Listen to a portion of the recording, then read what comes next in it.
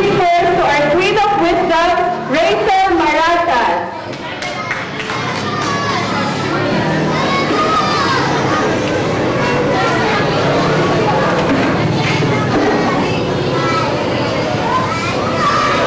Wow, bagay na bagay itong question na sa'yo. So, question na to, Rachel. Tama ba yun, Rachel? Good morning, Rachel. Marami bang food sa bahay? Marami bang food sa bahay niyo? Sinishare ko ba ito? Halatang hindi,